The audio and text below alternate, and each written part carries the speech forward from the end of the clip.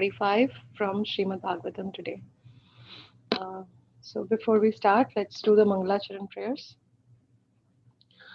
Om Ajnanatimirandhasya Jnananjana Shalakaya Chakshurunmilitam Yena Tasmai Shri Gurave Namaha.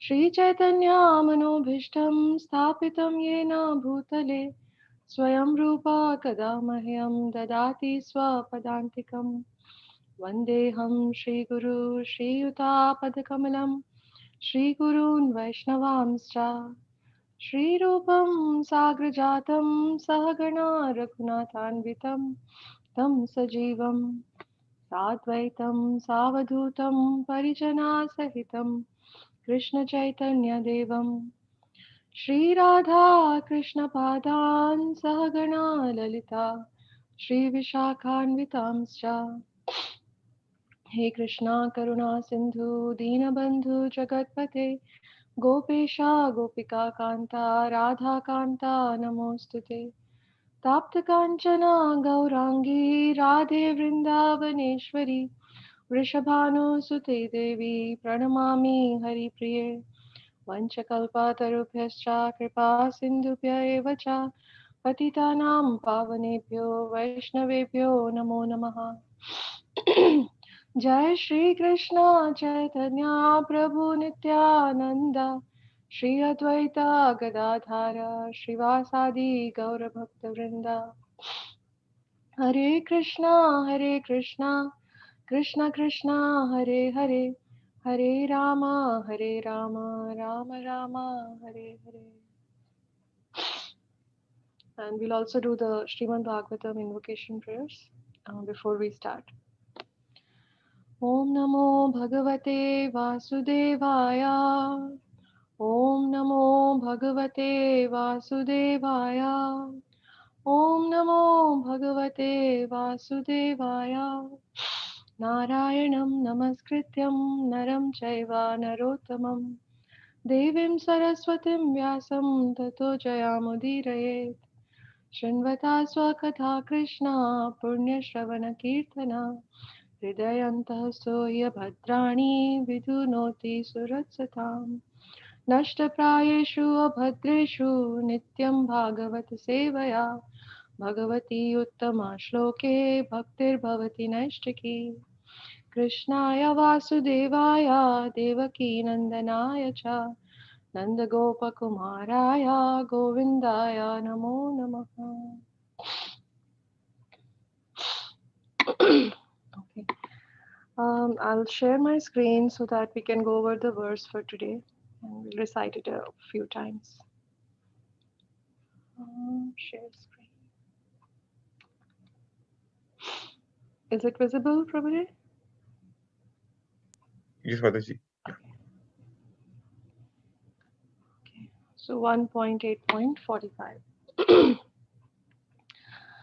Tambadham iti upamantrya pravishya gajasavayam striyascha swapuram yasyan premna ragya nivaritaha. Tambadham iti upamantrya pravishya gajasavayam striyascha swapuram yasyan premna ragya nivaritaha. Tambadham iti upamantrya pravishya gajasavayam striyascha swapuram yasyan premna ragya nivaritaha. Would any devotees like to recite? Tambadam iti pamantrya parvishya gajasavayam sriyascha swapuram yasyan premna rajna nivaritaha.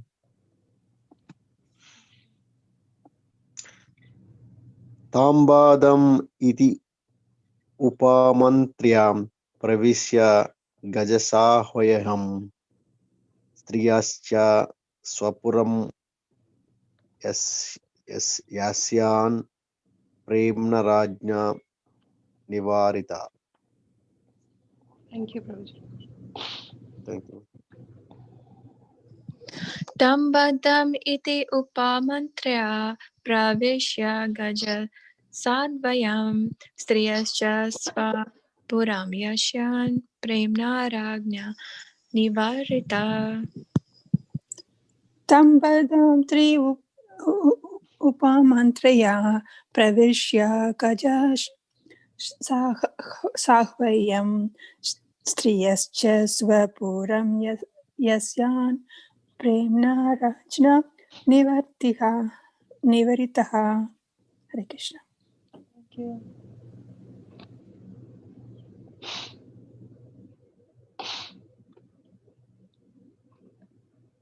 Okay, so maybe we'll move forward with the synonyms. Tam, all those. Badham, accepted. Iti, thus. Upamantrya, subsequently informed. Pravishya, entering. Gajasahavayam, the palace of Hastinapur. Striyascha, other ladies. Swapuram, own residence. Yasyan, while starting for. Premna, with love. Ragya, by the king. Nivaritaha, stopped. Translation and purport by His Divine Grace A.C. Bhaktivedanta Swami Srila Prabhupada ki jai. Thus, accepting the prayers of Srimati Kunti Devi, the Lord subsequently informed other ladies of his departure by entering the palace of Hastinapur. But upon preparing to leave, he was stopped by King Yudhishthir, who implored him lovingly. Purport. No one could make Lord Krishna stay at Hastinapur when he decided to start for Dwarka. But the simple request of King Yudhishthir that the Lord remain there for a few days more was immediately effective. This signifies that the power of King Yudhishthir was loving affection, which the Lord could not deny. The Almighty Lord is thus conquered only by loving service and nothing else. He is fully independent in all his dealings, but he voluntarily accepts obligations by the loving affection of his pure devotees. Srila Prabhupada. So it's a very small purport, but very, very beautiful. How Srila Prabhupada has glorified King Yudhishthir, that he could stop, he could conquer the Lord, so to say, by making the Lord change his decision to leave just because of his pure love. So King Yudhishthir was the eldest of the Pandavas, and he was a pure devotee. And devotees have that power. Devotees have that kind of relationship with the Lord that the Lord lovingly accepts anything that the devotee wants him to do. So the Lord by nature is Swarat, or he is independent. He is Ajita. Ajita means somebody who cannot be conquered. But just because of the pure love of his pure devotees, he becomes Jita, which is conquered. So that is the beauty of the relationship between the Lord and his pure devotees. So in this verse, as we have been going through in the past weeks, we just went over the prayers of Kunti Maharani. She offered very beautiful prayers, glorifying the Lord and requesting him to not leave Hastinapur because she knew that she is about to leave for Dwarka now that the Mahabharat war is over. And she offered very heartfelt prayers to Lord Krishna. And Lord Krishna accepted those prayers. Uh, uh, Even though he was junior to Kunti Devi in terms of age, in terms of his relationship in this particular pastime in the material world, but he accepted the prayers of Queen Kunti, who knew that he's a supreme lord, and he was then preparing to leave. But when he went inside the palace, he was stopped by King Yudhishthir. So the background is that the Mahabharat war has just gotten over, and an unlimited number of men have died in that war, and King Yudhishthir is very disturbed because of that, and he's even considering himself the reason for the death of so many people. And Uh, and Lord Krishna, who is seated in everyone's heart, knew this state of King Yudhishthir, who is his pure devotee. And when King Yudhishthir uh, requested him to stay, the Lord could not say no.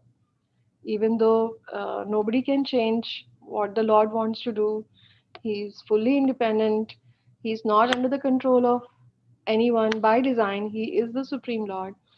But when King Yudhishthir requested him to please stop for a few more days, Lord Krishna lovingly obliged. And Lord Krishna, he does through one action, he achieves multiple things. He also knew that his another pure devotee, Bhishma Dev, is about to leave his body. He knew that he is lying on the bed of arrows, and Bhishma Dev has the power to leave his body at whenever he wants to. But he knew the heart of his pure devotee, Bhishma Dev, that he would really want to see the Lord before when at the time of his departure. So Lord Krishna, he stayed back, and he knew that he's gonna also fulfill the wishes of his devotee Bhishma Dev, along with fulfilling the wishes of King Yudhishthir, who is right now in a very disturbed state of mind. So that is the background. Queen Kunti Devi has just offered her prayers. The Mahabharat war has just gotten over. King Yudhishthir is in a very disturbed state of mind, and in that situation, Lord Krishna is approached by King Yudhishthir to please stay for just few more days.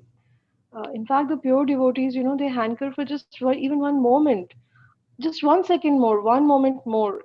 Even that is priceless for those who understand the importance of Lord's association. For them, even just one moment is also a lot. And in this case, Lord Krishna lovingly accepted to stay back for a few more days. Um, so here I wanted to just touch upon um the the loving relationships between the Lord and how he voluntarily comes under the control of his pure devotees. So King Yudhishthir is a example here, which we have seen that even though Lord Krishna wanted to leave, but by King Yudhishthir's request, he stayed back. So Bhagavatam is full of such examples, and where Lord Krishna has just given in, or he has shown that he is totally conquered by his pure devotees. So I'm going to share some examples, and if devotees want to share, please, that will be very nice. So I'll just share a couple of the examples where Lord Krishna was conquered by his devotees. So one example is when he was a baby, um, he he would carry his father's Nanda Maharaja's slippers on his head. We have seen that picture. It's a beautiful picture where uh, Lord Krishna is out of his love. He's carrying the slippers of his father to him. So can you imagine, like, the Supreme Lord who is uh, full in all opulences, and he's doing this kind of thing for his devotee like Nanda Maharaj, even though he's his father in this Leela, but he is a pure devotee. He's in the Vatsalya Rasa. He's in the parental loving affection mood with the Lord, but he is again a devotee of the Lord. So King, Krishna is reciprocating with him in that manner. And then another very great example is that of Arjuna. Arjuna, sorry, Lord Krishna became the charioteer of Arjuna. Now, charioteer is not a very high position. It's like a chauffeur for a car, a driver, and in fact, it's even a little bit more intense because imagine that Arjun is riding that chariot and he's about to shoot an arrow. He's chanting those mantras, so he won't have the time to tell Lord, move right or move left. He would actually kick, or make some gesture, so which would relay the a desire to the Lord, through a kick or some pulling, that move this direction or move in that direction. And Lord is accepting those kicks with full love, and he's riding that chariot, he's driving that chariot for his pure devotee Arjuna. So how much, how, it's just unimaginable. In fact, this incident it comes up in Chaitanya Charitamrita, where Chaitanya Mahaprabhu meets a Brahmin during his South India yatra, and that Brahmin is he's a pure devotee, and he's reading the Bhagavad Gita, and it's upside down. He's illiterate, and he cannot really read the words, uh, but his mood, but he's having tears in his eyes as he's just reading that book, so to say, or just looking at that picture of uh, looking at the pictures or looking at the words. And when Chaitanya Mahaprabhu asked him as to why he's crying, he said that just look at the Lord. He became the charioteer of Arjuna, of his devotee. How great this Lord is. And just by thinking of that, he is not able to stop his tears. So that's it's just unimaginable how much the Lord is ready to uh, stoop down to, or he's ready to just bear any kind of inconvenience and pain to give pleasure to his devotees. So these are just two examples. We have a lot more. Would any devotee like to share any example that comes to your mind, which shows this uh, uh, Bhakta Vatsala roop of the Lord, or the how Lord is conquered by his devotees? Would any devotee like to share?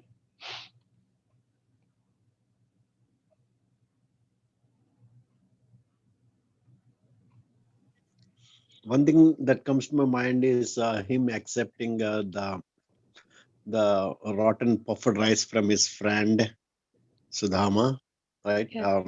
So despite the fact that he's the king, like he just comes down and then hugs him, and then even though that food was not a great food for a person like him, he just takes it with so much love. Yes. Perfect.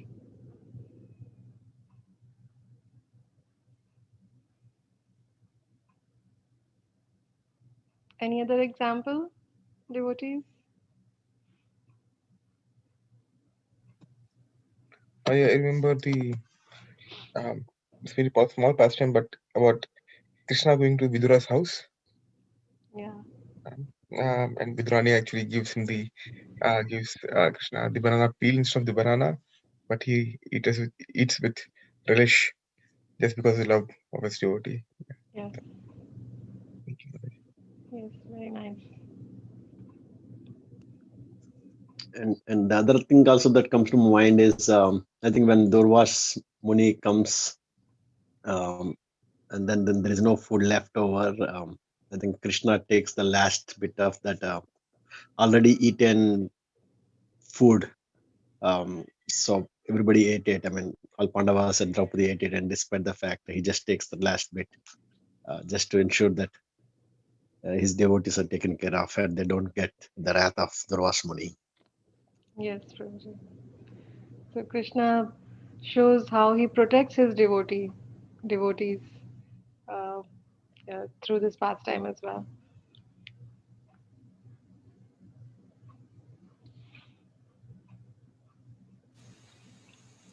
And another thing, Mataji, like gopis, even though Yashodama have plenty of butter, just to fulfill the desires of gopis, little Krishna goes to the gopis' home and steal the butter. And though they're as if they're angry, they'll show they're angry, but then they're internally they're so happy. And if Krishna one day, if he doesn't come also, where did he go? Why he has not come to steal the butter? Yeah. So and he also gives extreme pleasure to the devotees in many other ways. Yes, Mataji. Thank you. He knows the innermost desires of his devotees. All these gopis, many of them were great sages who had undergone lot of tapasya, lot of austerities, and then taken this birth. And Krishna knew their innermost desires, how they wanted to offer the best thing that they have to Krishna, which is the butter, the soft butter like their heart. And Krishna fulfilled their desires. So how Krishna fulfills the desires and how he protects his devotees and how he takes on menial roles just to uh, out of just pure affection by his devotees. Yeah. So currently we are doing discussing Krishna's pastimes, Tushyanti cha Ramanti cha, like how devotees can derive pleasure by discussing Krishna Katha, the beautiful pastimes of the Lord. And these give so much inspiration that Krishna is there. He just takes care of his devotees. He he knows everything in your heart, and um, yeah, we just have to have that full faith in him. Anybody else wants any other example coming to the mind of any other devotee or repeat by the same devotees?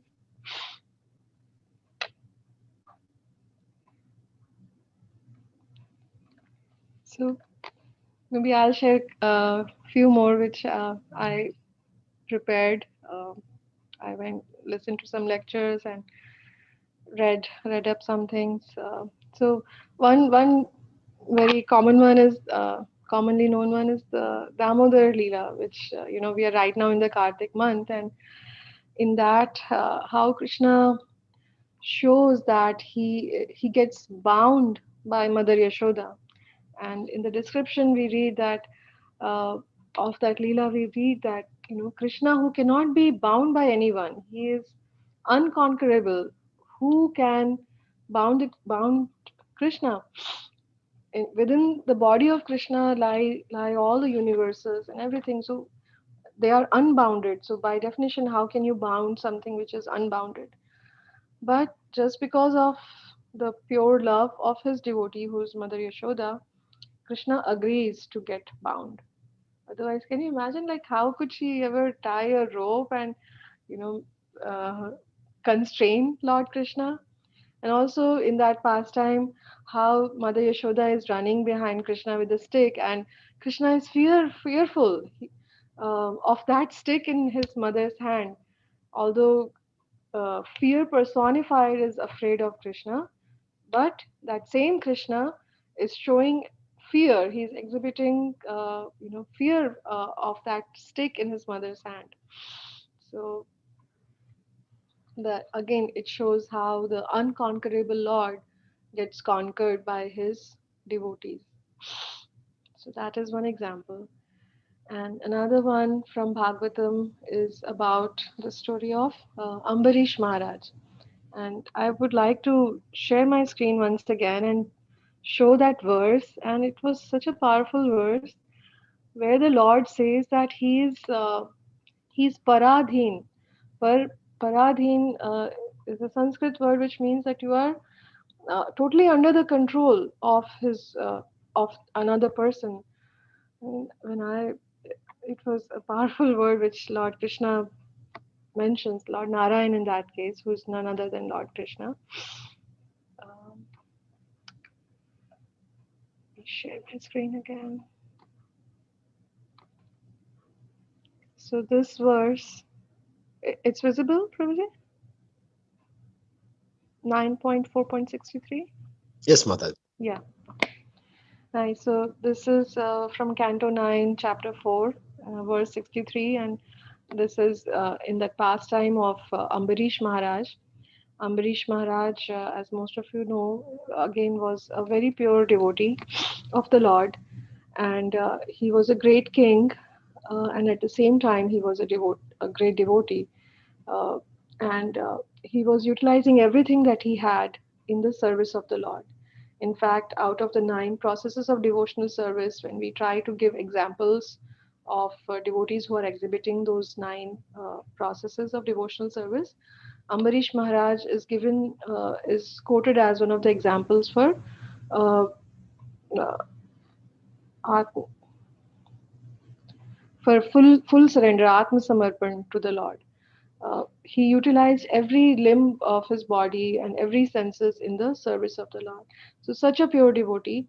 Now, I'll tell the story in brief. So, he was fasting for 1 year, and he was about to break his fast.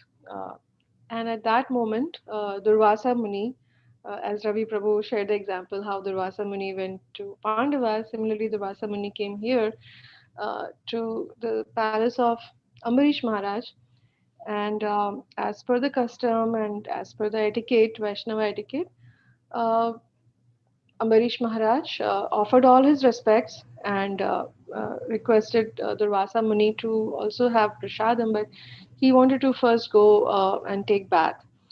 And so while Durvasa Muni was gone, the time was ticking, and it was time for for Ambarish Maharaj to break his fast. Now he was getting uh, he didn't know what to do, so he consulted uh, his Brahmana Rishi in the palace, and he was advised that if he just sips a little bit of ashman water, that would break his fast and also not break his fast, and that way he can break his fast, which he has been fasting for 1 year, and then at the same time not disrespect his guest, the sage Durvasa Muni, who has not yet taken prasadam. So he sips a little bit of ashman water. Now Durvasa Muni comes back and gets furious as to how this king, how could he break his fast without offering me something to eat, and he gets very mad and he curses Ambarish Maharaj. Now Lord Krishna, who is Bhakta Vatsala, uh, uh, yeah, long story short, basically, now this Lord Krishna sends his Sudarshan Chakra after Durvasa Muni because Durvasa Muni is trying to harm a pure devotee. And now Durvasa Muni runs everywhere to seek protection from the Sudarshan Chakra. He goes to Lord Brahma, Lord Shiva, but he's not able to get protection from the heat of Sudarshan Chakra. And then when he goes to Vaikuntha, uh, that's where this verse is coming up, where he requests the Lord to retract the Sudarshan Chakra, which is burning him, and just see what the Lord says. This verse is when it starts with Shri Bhagavan Uvacha, so the Supreme Personality of Godhead. What does he say?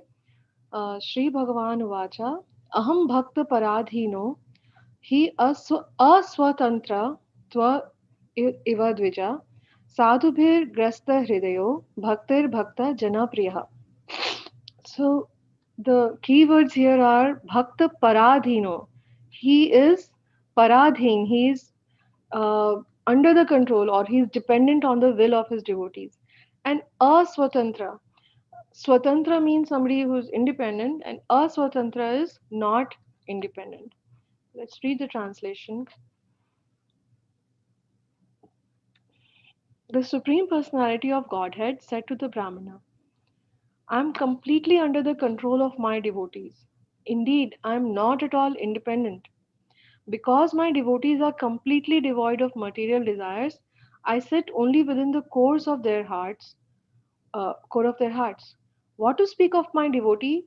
Even those who are devotees of my devotees are very dear to me. So, how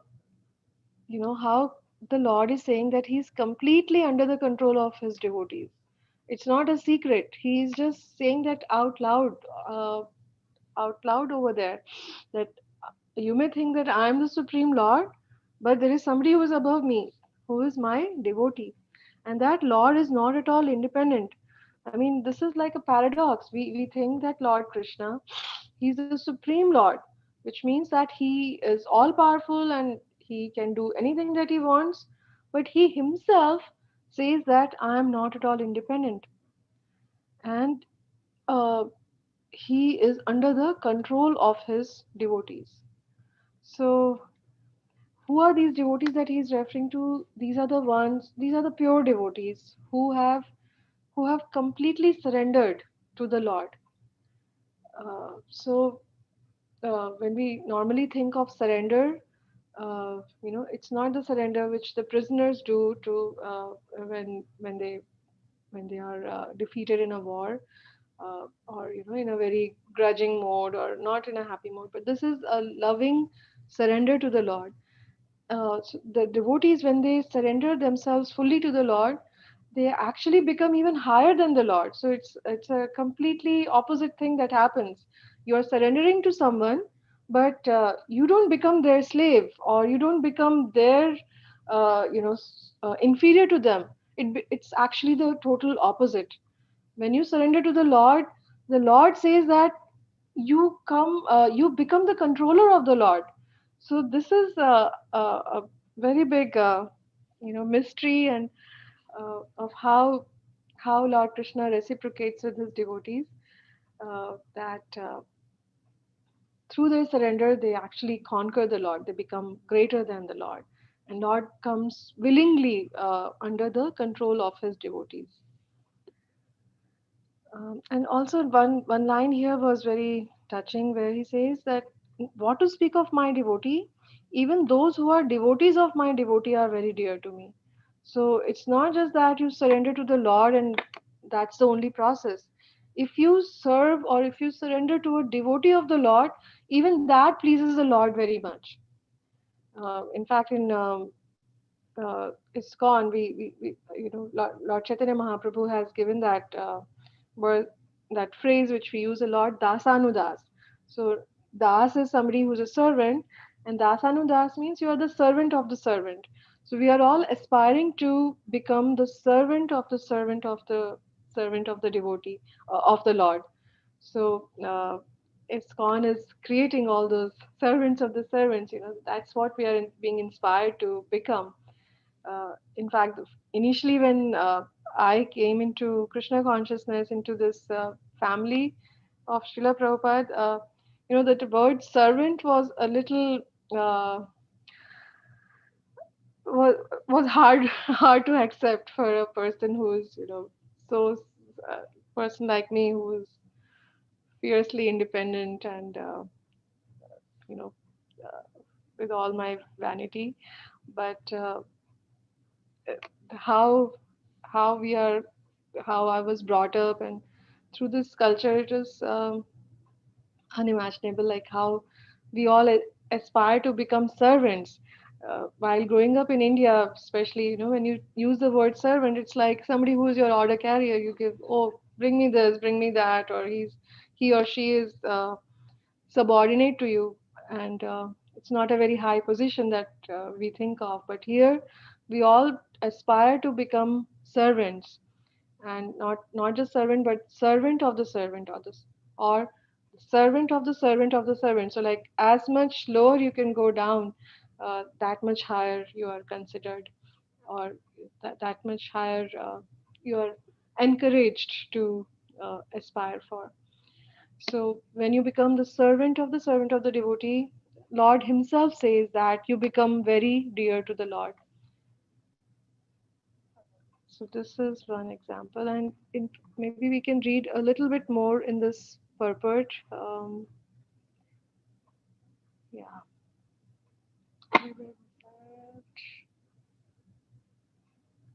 Or this purport is not very long. I just want to read this. Everything was very relevant to our current verse for today, where we are discussing about how Lord Krishna was controlled by the desire of Yudhishthir Maharaj. So in this context of Ambarish Maharaj, let me read the purport. All the great stalwart personalities in the universe including Lord Brahma and Lord Shiva, are fully under the control of the Supreme Personality of Godhead. But the Supreme Personality of Godhead is fully under the control of his devotee. Why is this? Because the devotee is Anya Bhilashita Shunya. In other words, he has no material desires in his heart. His only desire is to think always of the Supreme Personality of Godhead and how to serve him best. Because of this transcendental qualification, the Supreme Lord is extremely favorable to the devotees.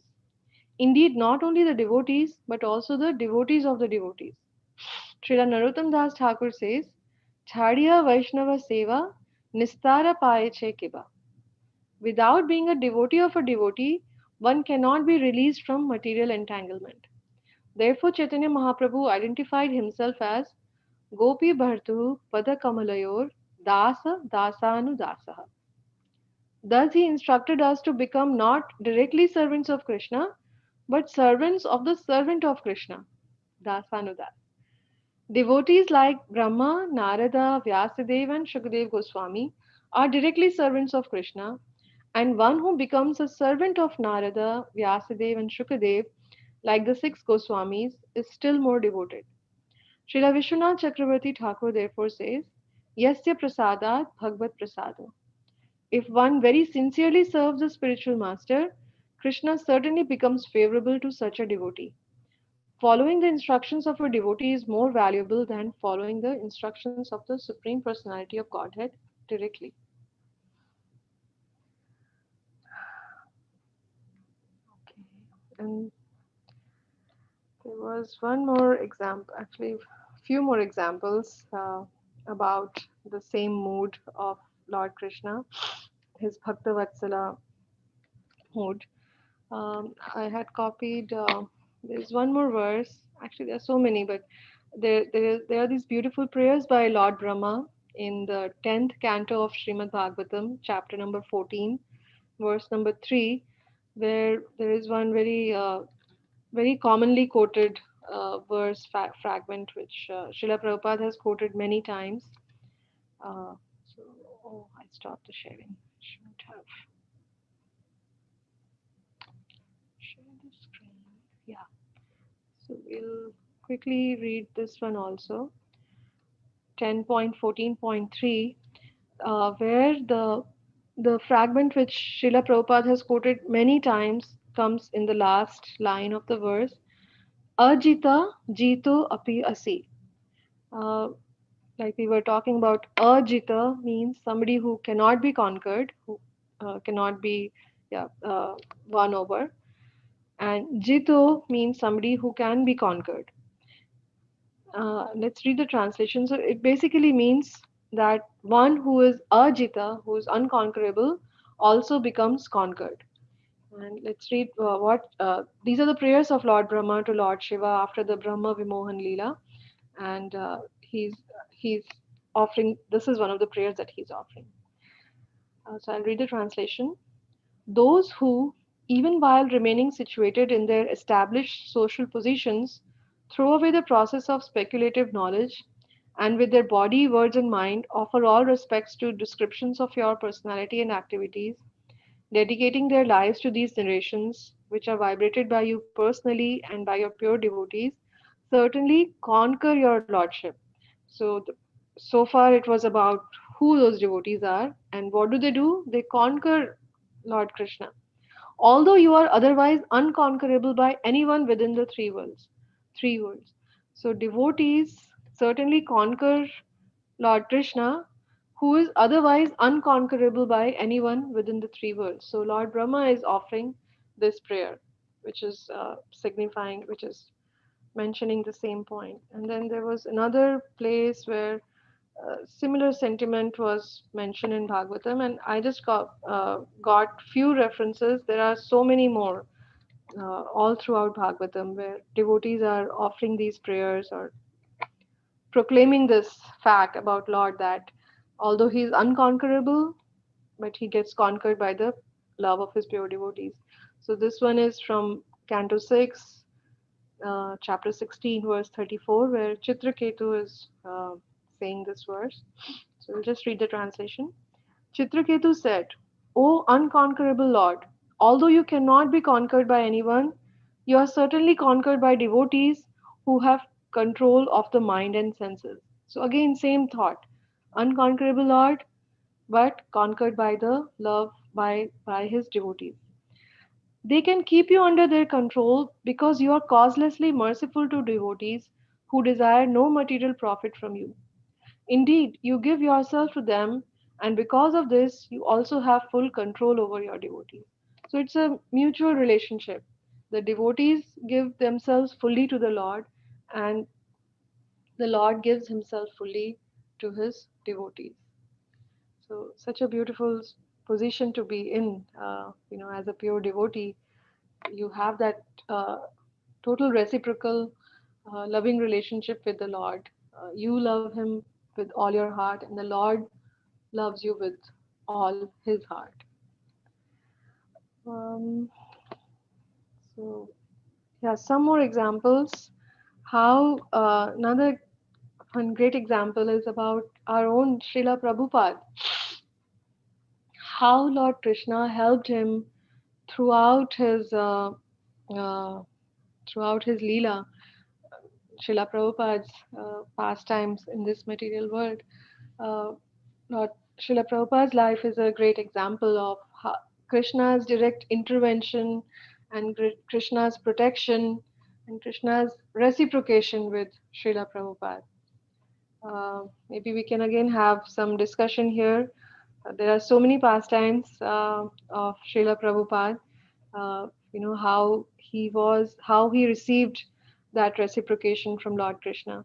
So I'll share one, like how when he was traveling uh, to the US from India on that ship Jaladuta, he he suffered heart attacks, and uh, he was such an old man. It was almost like a gone case, but and he was having so much seasickness. It was he was in a very bad situation materially, and he recalls that it was just Lord Krishna who helped him get through that whole journey.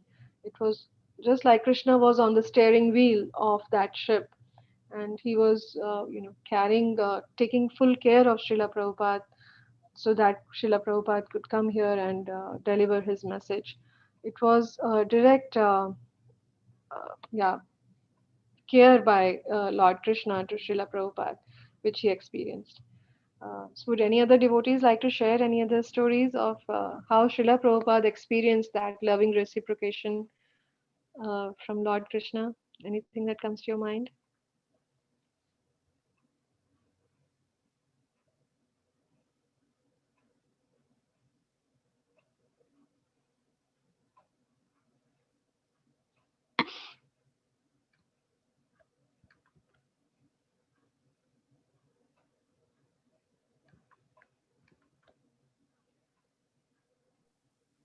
I need to think more about it, Mataji. So Sure, no problem.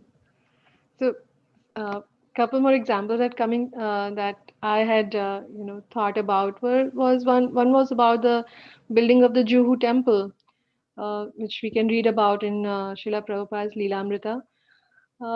How that litigation was going on, and the person, Mr. Nair, was not ready to give the land to the devotees, to Srila Prabhupada, and how that whole thing unfolded, where Mr. Nair just Krishna took him away. He lost his life, and then his wife came running to Srila Prabhupada and uh, gave the land back to him. So it was something which was not ordinarily possible, that the person who was so strongly opposing Srila Prabhupada just died, and his wife had a change of heart, and um, uh, ISKCON got that Juhu property.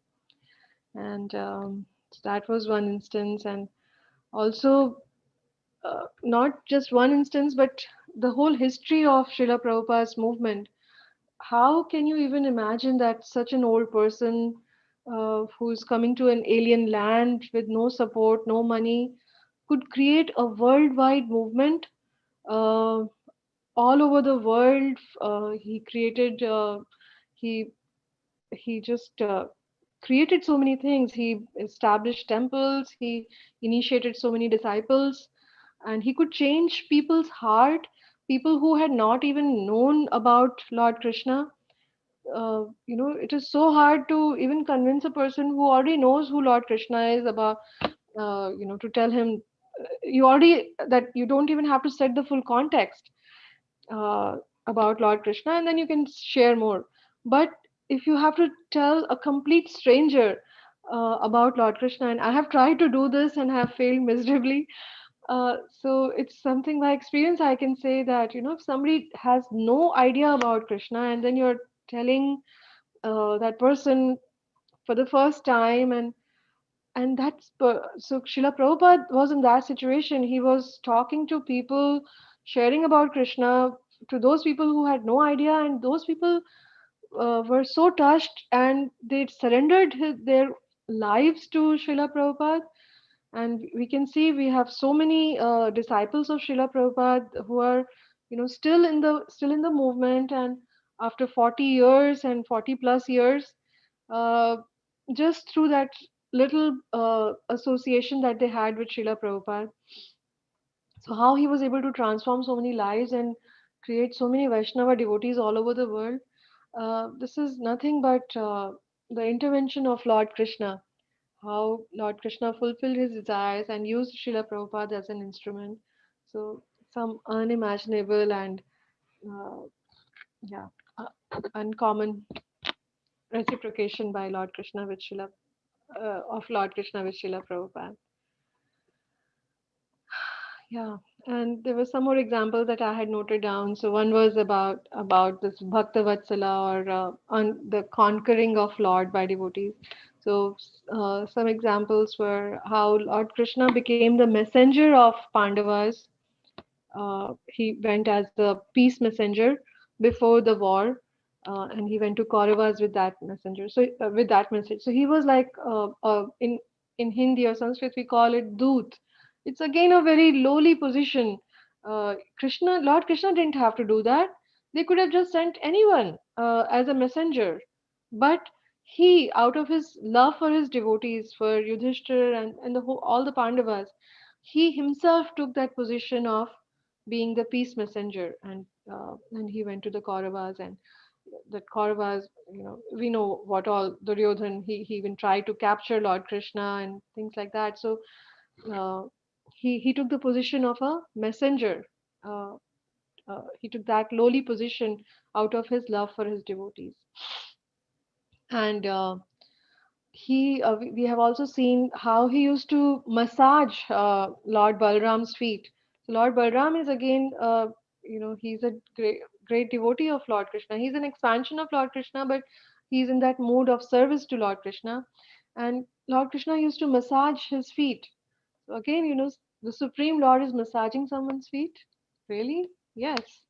And then with his cowherd boyfriends, with the Gopas, he would play with them. And if in the game, if Lord Krishna was defeated, he would carry his friends on his shoulders.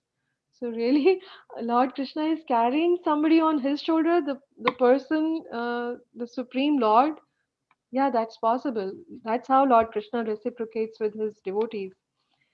In fact, that is something which caused Lord Brahma to get bewildered when uh, when Lord Brahma saw down that Lord Krishna was having playing with his cowherd boys, and in one of the pastimes, he even took the jutha, which is like something which was eaten by his devotee, and Lord Krishna snatched it from the mouth and ate uh, that food morsel, and that was totally something just too much for Lord Brahma to accept, that Supreme Lord can eat the remnants of food which are coming out of the mouth of another devotee.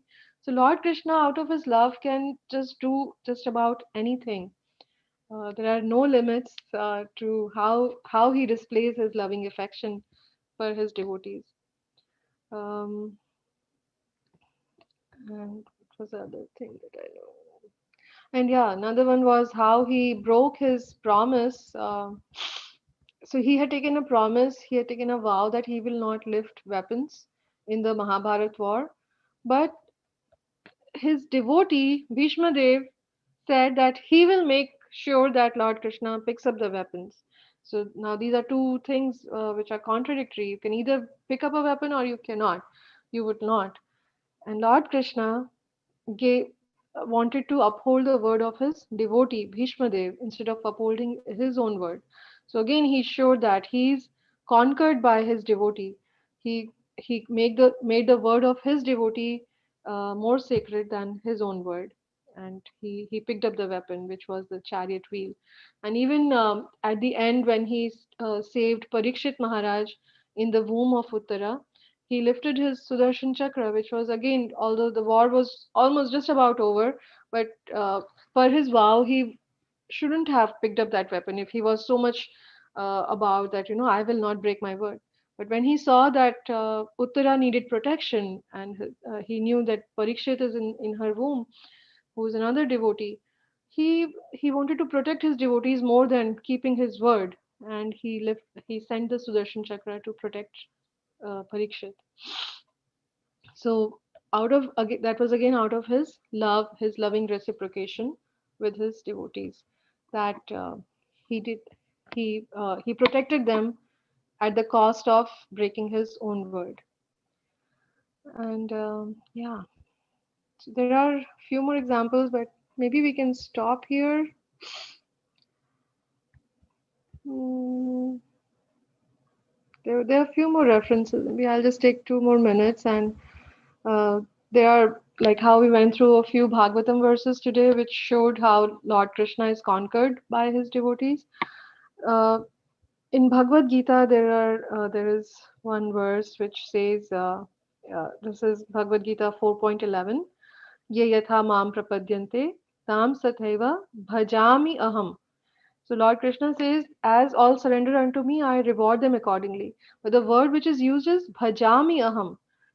So Lord Krishna is bhajami. We understand that as worship. So Lord Krishna worships his devotees as they surrender to him.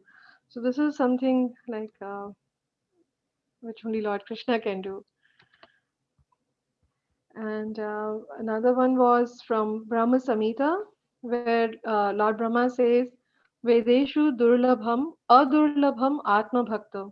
So whatever is durlabh means something which is very hard to achieve, and adurlabham is the opposite of that, which is something which is very easy to achieve. So Vedeshu durlabham, something which is very durlabh, which is very hard to get from the Vedas, like you cannot conquer the Lord, or you cannot achieve the Lord by reading the Vedas and doing so many things like charity and austerity. But those who have surrendered themselves to the Lord, the Atma Bhaktas, for them, He's Adurlabh, He's easily achievable. So we can purchase Krishna by our love. The devotees can purchase Krishna by their love. For the pure devotees, He's Adurlabh, He's not hard to achieve. Yeah. There are a few more, but maybe we can stop here. It's 8:55, and if there are any any devotees want to share anything, if there are any corrections or reflections, please share.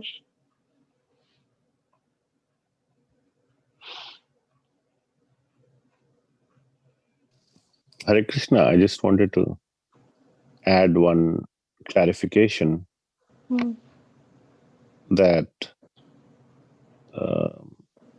there should not be any misunderstanding in the minds of any devotees that Srila Prabhupada wanted to take the land forcibly from the owner, or any kind of that kind of understanding. So I don't think anybody has that kind of misunderstanding, but still I wanted to make sure that nobody carries that understanding away with them, that Srila Prabhupada was very attached to that piece of land and he wanted it and he went to court to get it. The reality is that the owner wanted to cheat Srila Prabhupada, because Srila Prabhupada had already paid the money. He had signed the agreement to provide the land. And now the possession was not being given by that person. So he wanted to keep his land as well as take away the money. Srila Prabhupada paid the full money up front, and the agreement was signed. And he then said that, I'm not going to give the possession of the land. Srila Prabhupada said, either you give back the money or you give the land. Srila Prabhupada was not at all attached to that land, but he was not ready to get cheated either. So that was the context. Just wanted to clarify for everyone's benefit. Thank you. I didn't explain it fully. And thank you for giving me that example. You only helped me with that. Thank you.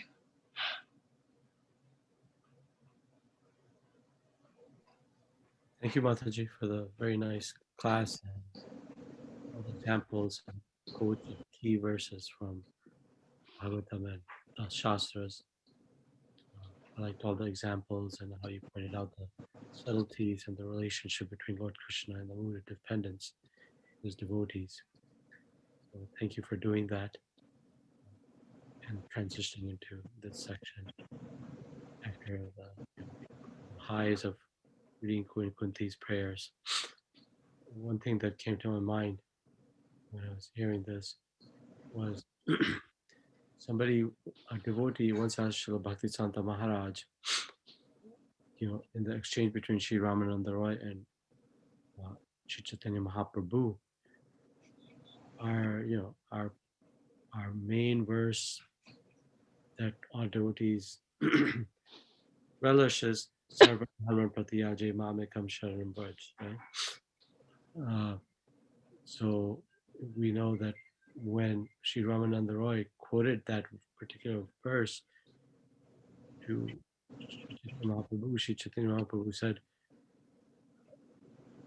no, that's not the pinnacle of devotion. Tell me more. So, and so this disciple of Bhaktisanta Maharaj was saying, why did Sri Chaitanya Mahaprabhu not accept that? And that particular verse as being the ultimate in bhakti. Srila Prabhupada oftentimes quoted that verse, right, as being the prime verse. And Bhaktisanta Maharaj said, and this is subtle but very sweet, and it's in this beautiful mood that only Bhaktisanta Maharaj has. He said, what does it tell you of the son if the father has to ask him to love him?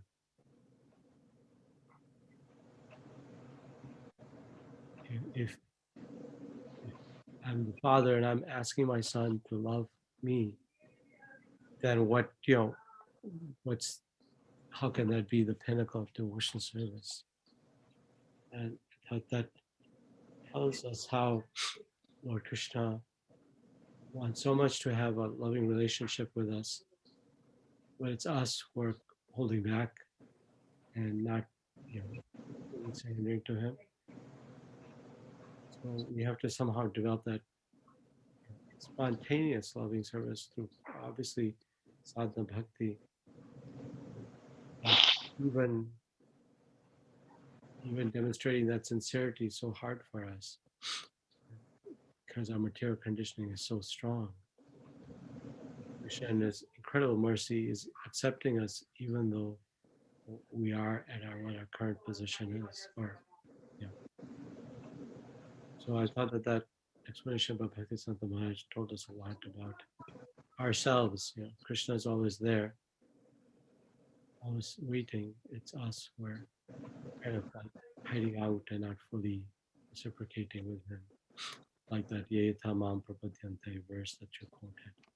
It's such a we love that verse. It has to be one of my favorites because it shows not just reciprocation, but extension of himself way beyond just reciprocating.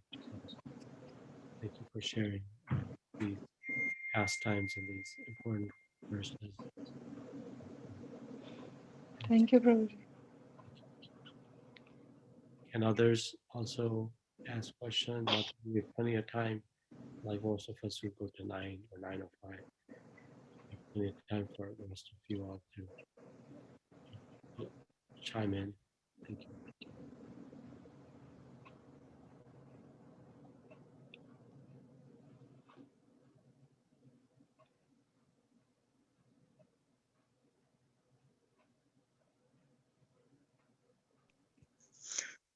Thank you, Mataji, for your time in the morning. I think the reassuring fact for me when I learned that look, devotees of the devotees are also very dear to him. I mean, that's very, very reassuring. Thank you for bringing the point out. Thank you, Prabhuji.